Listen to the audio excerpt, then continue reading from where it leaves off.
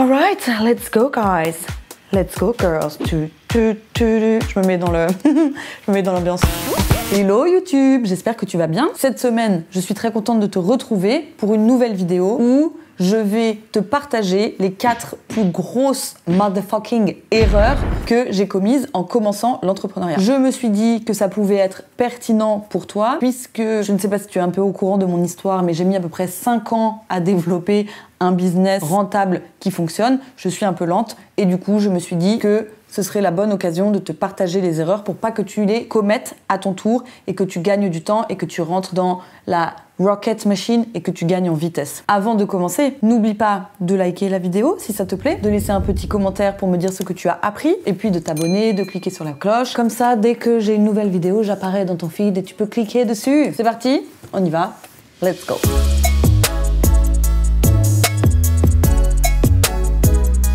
Première erreur, mais erreur fatale, comme disait ce bon vieux Gérald de Palmas. Erreur fatale, bien le temps des regrets. C'était de m'occuper de mon business avant de m'occuper de moi. Alors je sais que quand on est débutant, ça peut paraître un peu bullshit, mais let me explain. En gros, quand j'ai commencé l'entrepreneuriat, je sais pas pourquoi, j'étais convaincue que j'étais au service de mon business. Et en gros, si mon business avait été une personne physique, j'aurais vraiment été son larbin, son laquais, tout obéissant et qui est complètement exploité. Parce que mon mantra, à l'époque, c'était un peu travailler dur, no pain, no gain, la fatigue, c'est pour les faibles, mojo, roi du monde. Donc au début, c'était bien, ça me permettait d'aller vite, j'étais super efficace, j'étais une machine de travail et j'étais vraiment le taureau dans l'arène qui dégomme toutes les étapes, tous les objectifs, etc. Jusqu'à ce que je finisse par me rendre compte que tous les soirs en allant me coucher, j'avais des maxi démangeaisons sur les jambes. Ça me grattait tellement de ouf que je pouvais pas dormir le soir, j'arrivais pas à m'endormir et ça me stressait encore plus. Et en fait, ce qui s'est passé, long story short, c'est que j'avais développé de l'urticaire à cause du stress. Yummy. Et moi, comme j'étais en mode taureau, il faut y aller, etc., j'ai pas écouté tous ces signaux que mon corps m'envoyait pour me dire de mettre un peu le pied sur la pédale. Et en fait, je me suis retrouvée à taper un espèce de maxi burn-out en avril-mai 2018 qui a fait que j'ai fait une pause dans l'entrepreneuriat, j'ai dû arrêter mon business et que j'ai repris un travail salarié en août 2018. Et ce que j'avais pas compris à l'époque dans ma tête de linotte là, de 27 ans, c'est que quand tu crées un business, la ressource la plus importante dont tu disposes, c'est ton énergie. Clairement, si t'as à balle de thunes et à balle de temps, mais que t'as pas d'énergie, tu pourras absolument rien créer, tu seras en mode petite larve sur ton canapé, ce sera le désert d'inspiration et donc tu pourras pas créer. Alors que au contraire, bon bien sûr, toute mesure gardée évidemment, si t'as plein d'énergie et que t'as pas de temps et que t'as pas de sous, tu trouveras quand même un moyen pour avancer un minimum et développer ton projet. Raison pour laquelle quand tu entreprends et surtout au début quand t'es seul et que tu vas être vite fatigué et que c'est un peu overwhelming, tu dois prendre soin de ton énergie comme de la prunelle de tes yeux. Et la clé pour ça, c'est d'arrêter d'utiliser la productivité comme seule unité de mesure de ta valeur personnelle. Parce que tout le temps que tu prends pour te reposer, pour te régénérer et pour recomposer ton énergie, c'est du temps qui va être ultra important pour re-remplir ta jauge nécessaire d'énergie pour ta productivité. Donc, please take some rest and put yourself first before your business.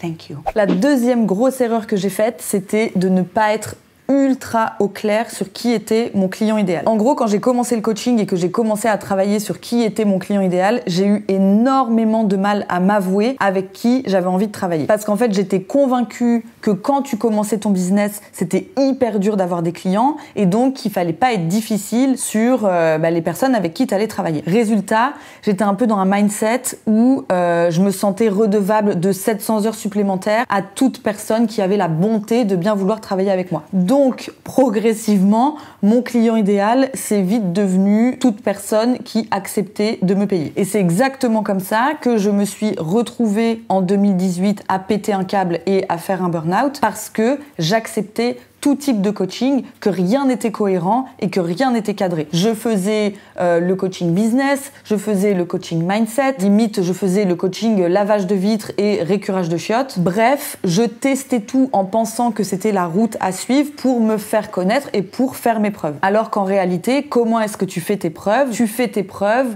en apportant une solution qui fonctionne à une problématique donnée. Tu fais tes preuves quand tu crées une transformation chez ton client et que tu l'amènes d'un point A à un point Z. Alors certes, petit disclaimer, je reste toujours convaincue que quand tu es débutant et que tu commences, tu peux pas avoir les idées parfaitement claires, tu sais pas exactement où tu vas ou avec qui tu veux travailler et que c'est nécessaire d'avoir une période d'expérimentation où en fait tu peux tester dans la réalité et puis voir ce que t'aimes, voir ce que t'aimes pas, voir avec qui t'aimes travailler, voir avec qui t'aimes pas travailler et tirer tes propres conclusions. Mais je pense quand même que je me serais évité quelques mois de galère si j'avais eu le courage de m'avouer clairement avec qui j'avais envie de travailler et ce que je voulais faire, plutôt que de rester enfermée dans ce que je pensais devoir faire pour être une bonne coach. Et ça, le client idéal, ça vaut pas du tout que pour les coachs, ça vaut pour tous les entrepreneurs qui vont être amenés à travailler avec des clients. Et ça, c'est hyper important parce que plus tu sais précisément pour qui tu travailles et quelles solutions tu dois apporter, plus tu vas être dans ta zone de génie, plus le travail va être fluide et plus tu vas apporter des résultats. Et après, c'est un peu l'effet trop cool, plus tu apportes des résultats, plus tu as des clients que tu aimes bien qui viennent et plus tu peux en fait créer un business qui fonctionne et qui roule. Donc n'aie pas peur de t'avouer clairement avec qui tu veux travailler, même si tu ne le mets pas en place tout de suite. Savoir que tu veux te diriger vers ça, ça te permettra de développer un business qui te correspond beaucoup plus vite. La troisième erreur que j'ai commise, c'était que j'étais convaincue que je pouvais tout faire toute seule. Quand j'ai commencé l'entrepreneuriat, j'étais tellement à des années-lumière de m'imaginer tout ce qu'il y avait derrière, que j'étais vraiment convaincue que j'avais pas du tout besoin d'aide et que je pouvais créer une multinationale avec mes 2 petits biceps et mes 2 petites mains. Je voyais les gens poster sur Insta, faire leurs vidéos YouTube, écrire leur newsletter, créer leur offre de coaching, faire leur coaching et puis répondre à des interviews. Et en gros, moi, j'étais persuadée dans ma tête que c'était facile et que la solution, c'était simplement de se sortir les doigts pour y arriver. Et en fait, ce que je voyais pas du tout, mais j'étais complètement aveugle, c'est tout ce qu'il y avait derrière une entreprise. Je te donne juste un tout mini exemple, sachant qu'une entreprise, c'est l'administratif, le produit, la communication, le marketing, l'équipe,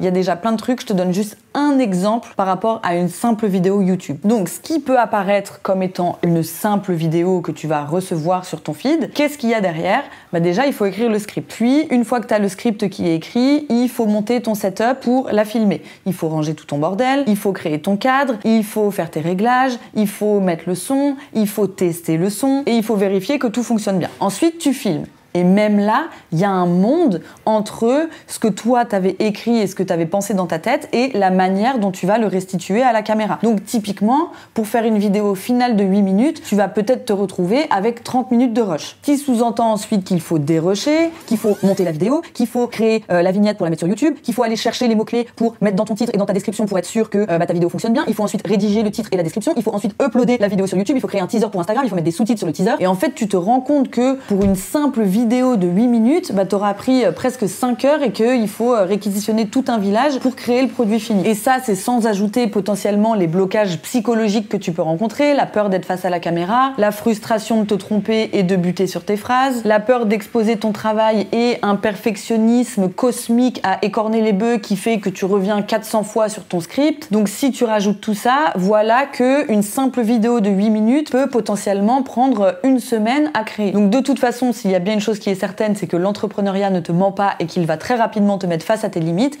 Et pour moi, ça a été de me rendre compte que si je voulais créer quelque chose à la hauteur de mes aspirations, mes 2 biceps et mes 2 petites mains n'allaient pas être suffisants et qu'il fallait que je m'entoure et que je demande de l'aide pour réussir à atteindre mes objectifs. Donc tout a changé pour moi à partir du moment où j'ai accepté que le truc le plus intelligent à faire était de me concentrer sur les tâches sur lesquelles j'avais le plus de valeur ajoutée et de déléguer et de demander de l'aide pour les choses où j'étais moyenne, où ça me prenait beaucoup de temps et que moi j'avais pas une énorme valeur ajoutée sur ce genre de tâches. Donc ça c'est pareil, ça peut être dur au début et ça peut venir titiller plein de croyances limitantes qui te font croire que t'es nul si tu demandes de l'aide, mais dès que tu peux le faire, c'est hyper important. Et la 4e et dernière big fat erreur que j'ai faite, ça a été au début de demander conseil à des gens qui ne connaissaient absolument rien à mon projet. En fait, quand j'ai commencé mon entreprise, étant donné que je connaissais personne qui était coach ou qui avait un business en ligne, mon réflexe a été de demander conseil ou de demander des retours à ma famille et mes amis. Et alors ils ont été tous trop sympas, ils ont été hyper investis, j'ai reçu plein de super conseils un peu généraux sur le mindset à adopter, sur la communication, voilà. Mais après, quand il s'agissait des détails techniques du fond de mon business, bah, vu que personne n'était coach et que vu que personne n'avait jamais créé un business en ligne, leurs conseils, en fait, ne s'appliquaient pas tellement à ce que moi je voulais faire. Typiquement, c'est comme si toi, aujourd'hui, tu veux développer ton Instagram de pâtisserie et que tu demandes conseil à ton père qui n'a même pas de compte pour savoir quand est-ce que tu dois poster et à quelle fréquence. Bah, étant donné qu'il connaît pas l'outil, la plupart de ses conseils vont être basés sur ses croyances personnelles et donc potentiellement ils n'auront rien à voir avec l'algorithme Instagram et ils seront erronés. Donc c'est exactement pour ça que dans la majorité des cas, les conseils que tu recevras de personnes qui ne connaissent pas ton projet, bah, ils seront pas pertinents et en plus ça viendra ajouter de la confusion à l'étape qui est déjà assez difficile de la création de ton projet. Et pire encore, c'est sans compter que ce qui peut aussi arriver, c'est que tu demandes conseil à des gens autour de toi,